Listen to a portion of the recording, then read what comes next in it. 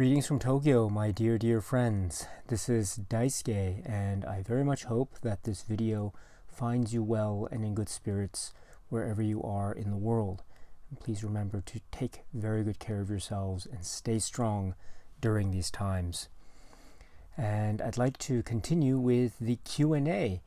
I was very fortunate in that I was able to receive a number of questions after the last Q&A, and so that makes this particular video, by my count, Q&A part 14.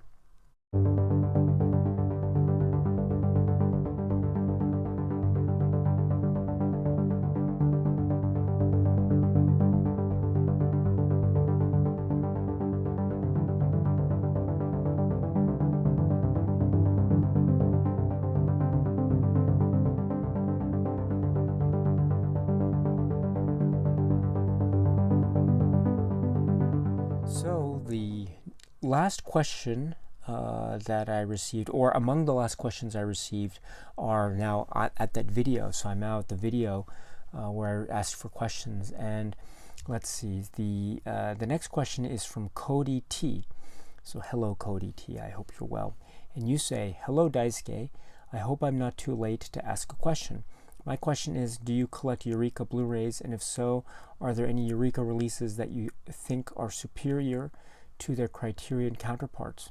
I hope you're doing well, and I look forward to seeing more from your channel. Thank you." Well, this is a really good question. So let me say that. So yes, I do follow and I collect the Eureka Masters of Cinema Blu-ray line. And so what this means is I don't collect all of the Eureka Blu-rays. So as you know, Eureka releases non-Masters of Cinema Blu-rays, and so I don't necessarily have those. And so there's that. Also, they do have a separate line for their DVDs, and so I don't necessarily have all of those either. But I have a number of them, but I don't have all of them. But I do have the Blu-rays, and so I think the Eureka Masters of Cinema Blu-ray lineup is really quite splendid. It's one of the best in the world in terms of commercial releases from a commercial label. And I think that I mean, there are a number of examples I could bring up, I suppose, in terms of comparison with Criterion specific titles. But rather than do that, let me just take a step back and say, in general, I would say that as great as Criterion is in terms of the wide variety of films that Criterion has offered in its current DVD and Blu-ray catalog, and believe me, I'm a great fan and admirer of Criterion. You can just take a look at the Laserdiscs that I have here, as well as some other titles that I've had the great pleasure and honor of showing on this channel. And that will indicate how much I really admire Criterion. That being said, of course, I think that what Eureka Masters of Cinema does really well is the silent cinema. Criterion has some great silent cinema selections, don't get me wrong, but Eureka Masters of Cinema silent selections, when compared at least to Criterion, I think is very strong, incredibly strong perhaps, and I would say it's quite a valuable resource for that kind of exploration. It's not the entirety of the entire silent cinema canon, of course, I completely get that, but it is very strong, and so I think it shows a great example as to how to do silent cinema right, and the kinds of releases that we are getting. I mean, to take an example, probably one of the best releases in terms of I mean, if you're asking about specific Criterion comparisons, I would say that the release of Passion of Joan of Arc is very competitive with the Criterion release. I would say also it's not a Criterion release, of course, but the release of Metropolis, the releases of Metropolis, I should say, are very excellent and quite collectible, and they're collectible for a good reason, because they're very good.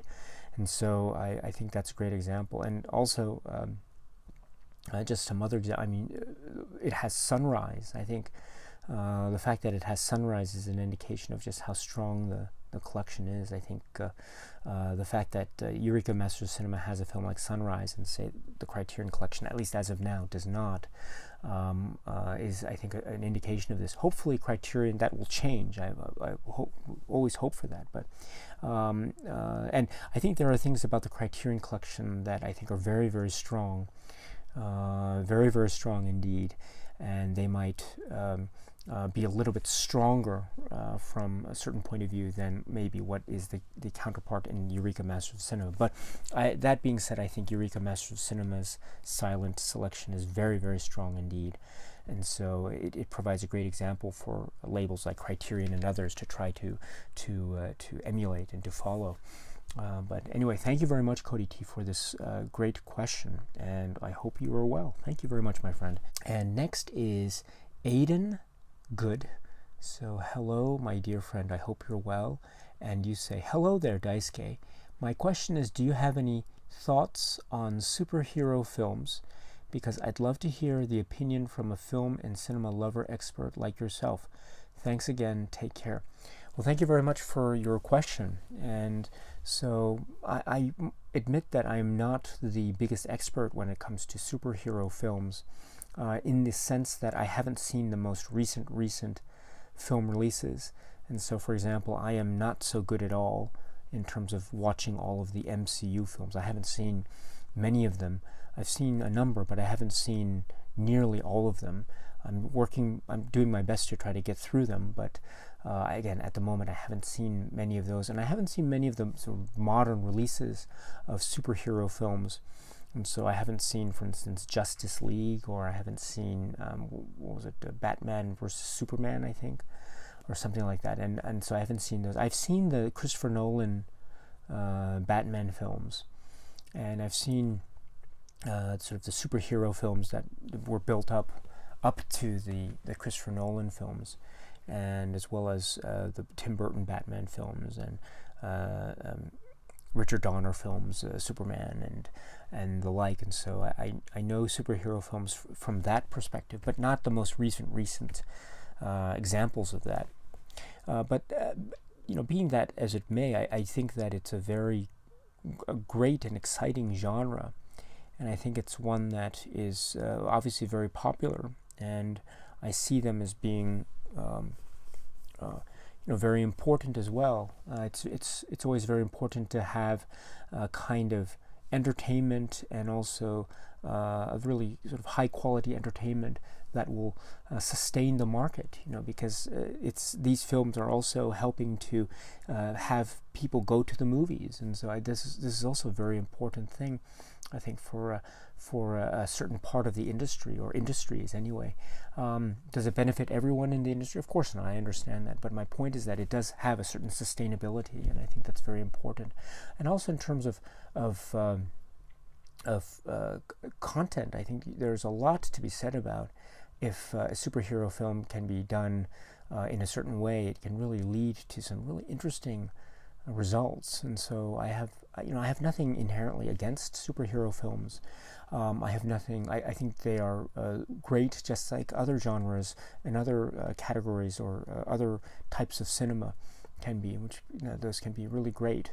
And so and I think also there can be, just like with any other genres or categories or sections or subsections or types of cinema, there can be great examples of those superhero films, and there can be not so great examples of superhero films. I mean, that's true for any type of cinema. And so I think that's my general approach to superhero cinema, or comic book cinema.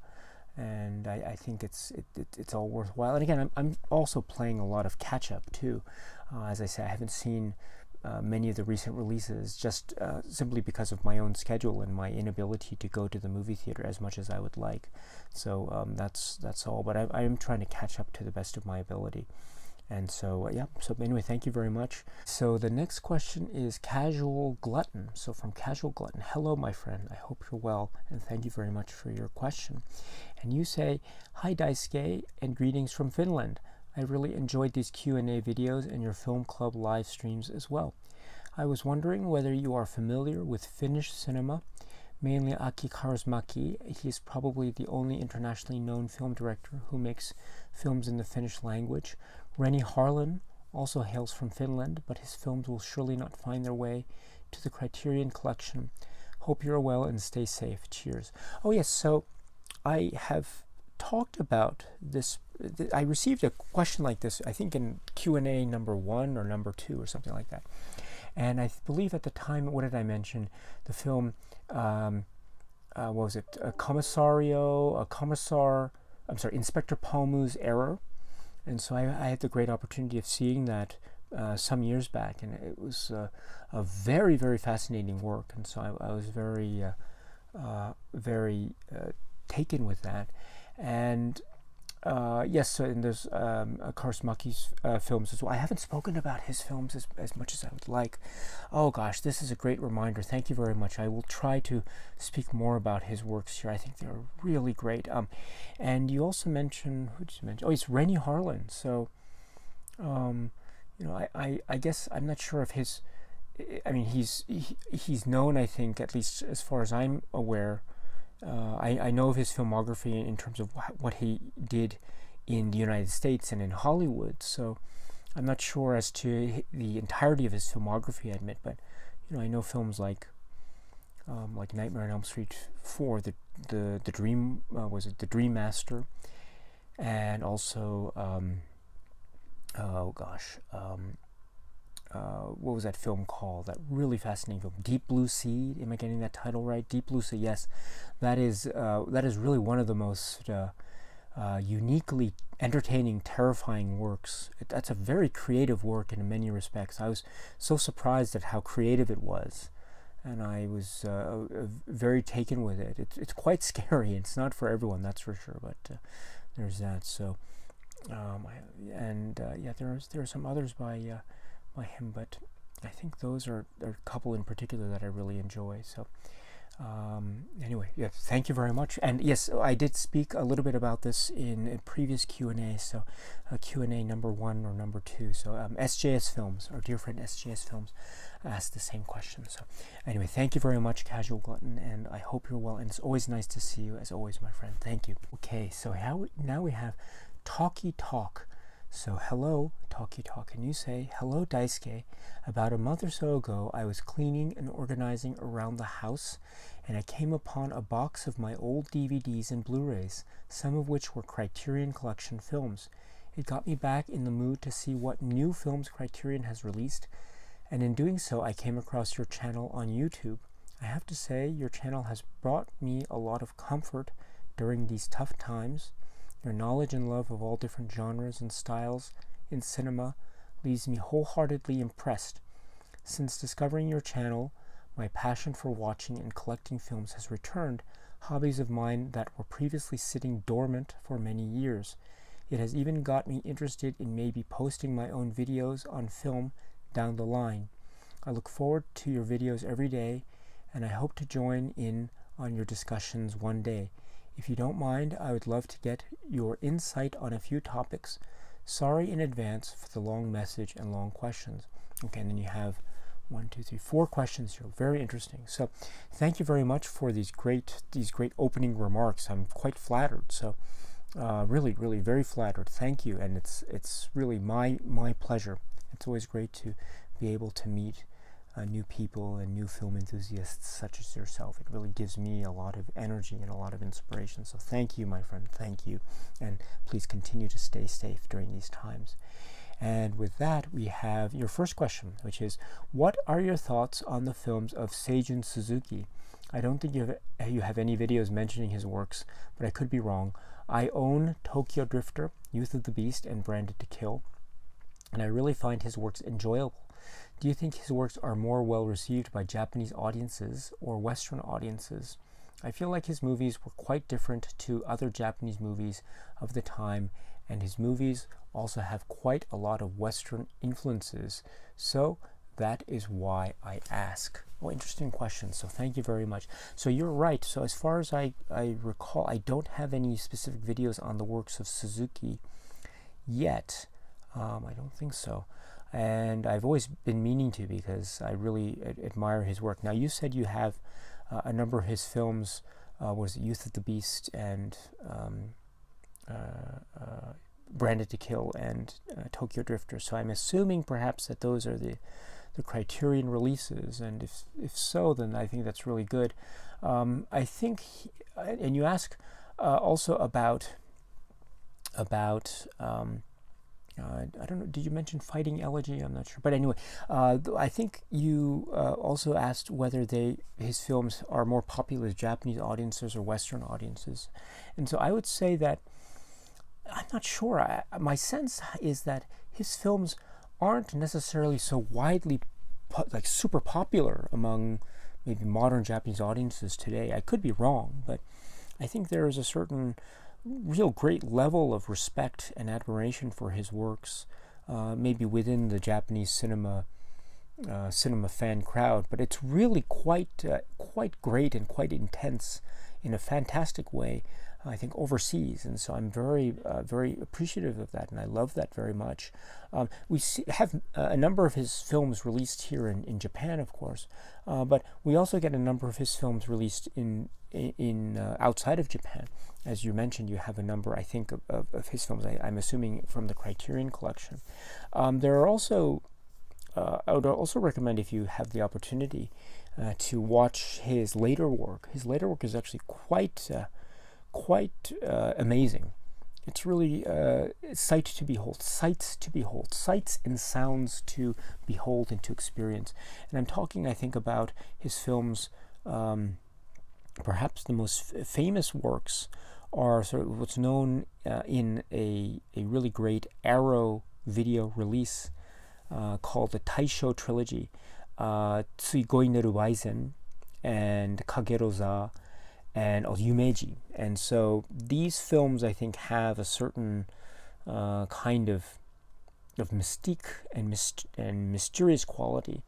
Tsugoi Neru Waizen in particular, I think, has it's one of the sort of the most famous Japanese films for a lot of great reasons. And so if you haven't seen that yet, it's absolutely a unique, truly one-of-a-kind work, as well as those other works in that sort of a trilogy of sorts.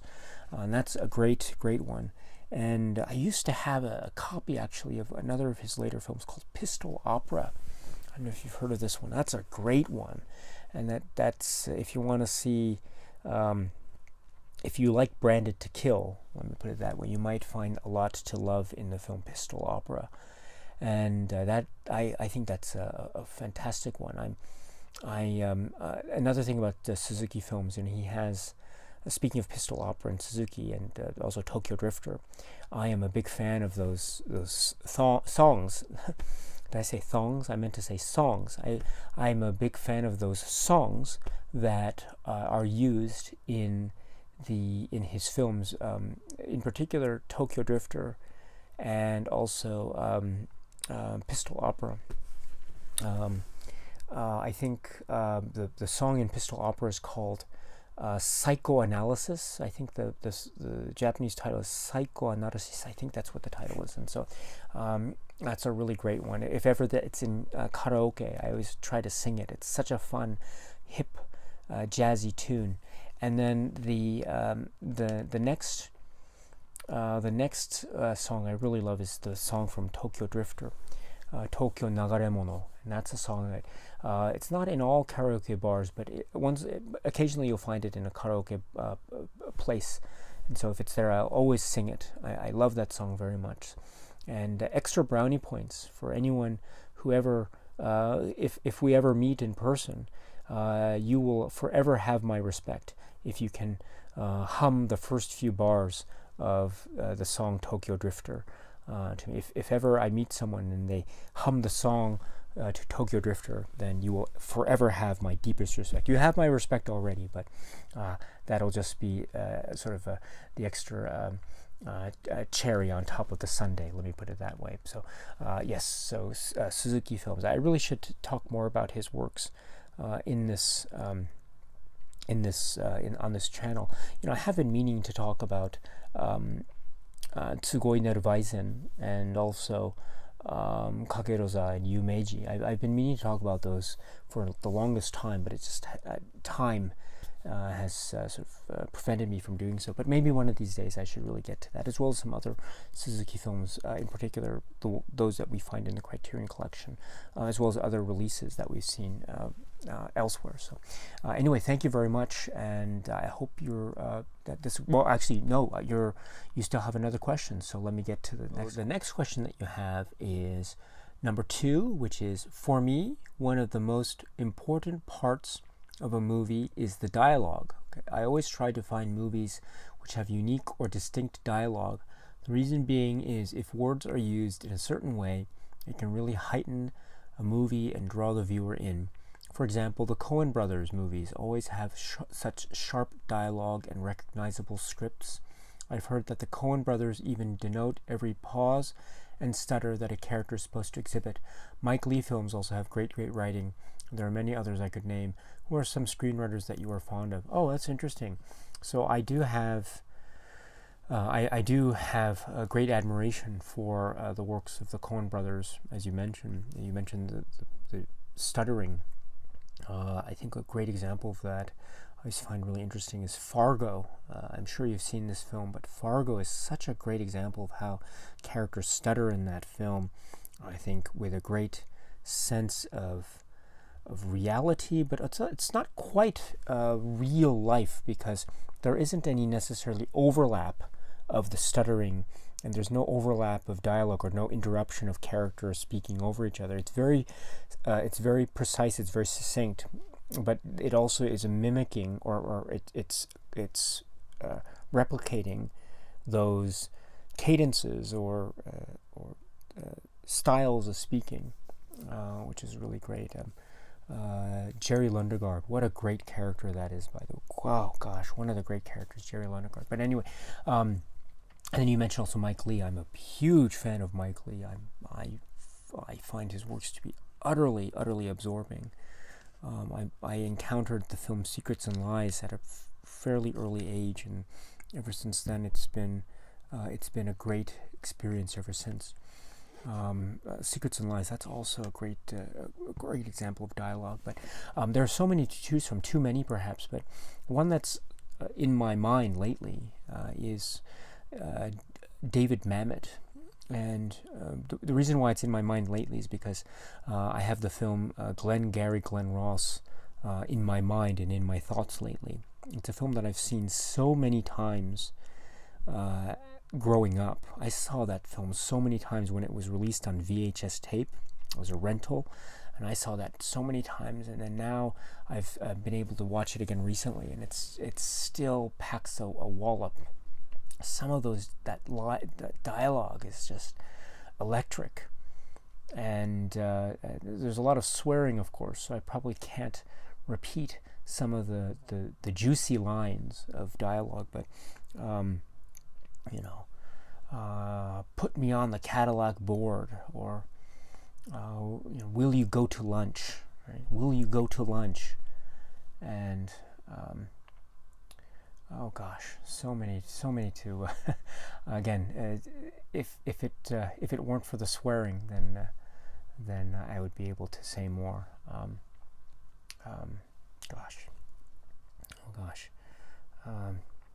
Oh gosh, so many to choose from. But anyway, you know what it takes to sell real estate. It takes you know what it takes to sell real estate. Anyway, that's another example of some great dialogue. I love it. And I could go on, but let me just stop at that example. I think that's really great. So your third question is, do you think cinematographers are often overlooked when movies are given praise? I feel like they are overshadowed by the actors, directors, and even to some extent screenwriters. I really think cinematographers deserve more credit. Can you imagine In the Mood for Love without Christopher Doyle's cinematography? It would not be the same film. This can be said for so many other films too. Who are some cinematographers that you admire? I think Vadim Isov, Emmanuel Lubetsky, Roger Deakins, comes to mind. Just beautiful. That's a great question, and I think this is also something that I would need more time with, but it's just so many examples of this. Just to give you a few, I suppose, perhaps, again, Greg Toland, of course, comes to mind. Oh gosh, so many that it's hard to mention a few, I suppose, but Gordon Willis comes to mind. Jack Cardiff comes to mind. Oh, his work is absolutely splendid. And oh gosh, so many others. You mentioned Roger Deakins is another great example, and others. Dean Cundey comes to mind, and I think and others. And I think there is on the one hand, there is a kind of sense that maybe, yes, they might not necessarily be as immediately recognizable as, say, the directors or the actors or the musicians, etc. But they are known to those who are interested in this particular industry, the industry of photography, and so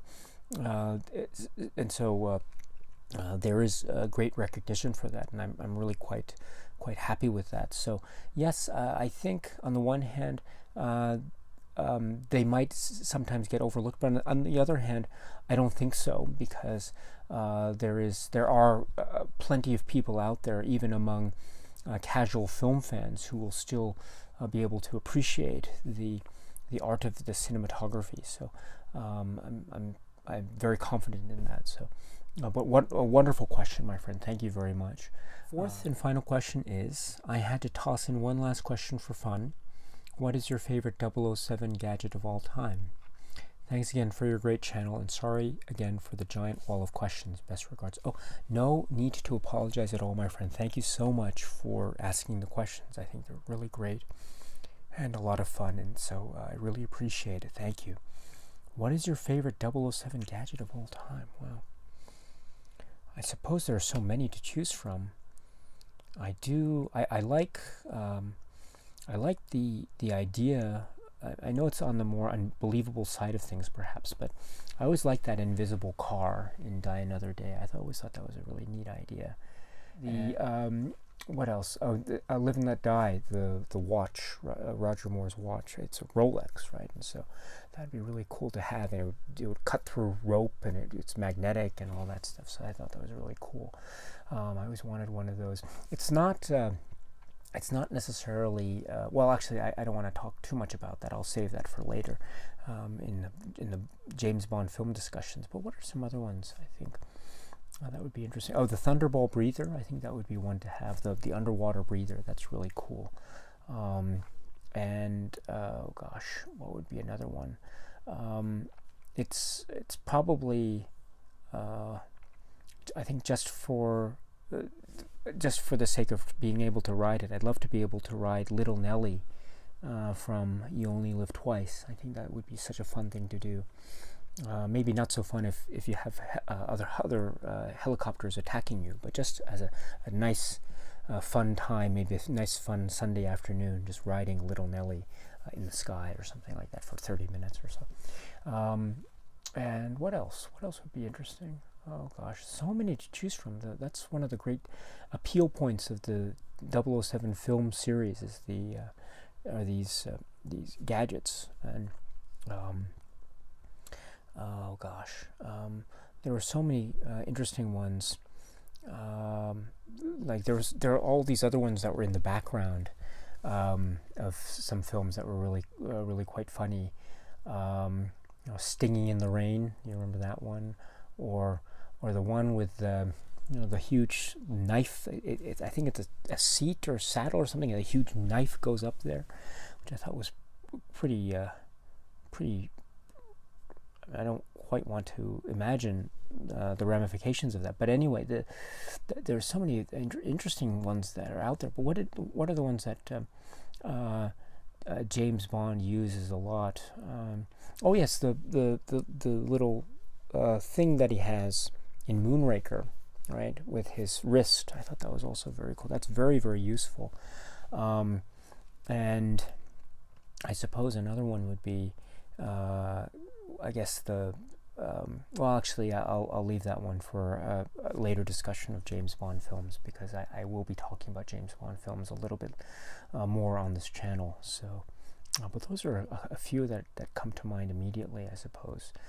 There might be others, but again, it's such a rich world.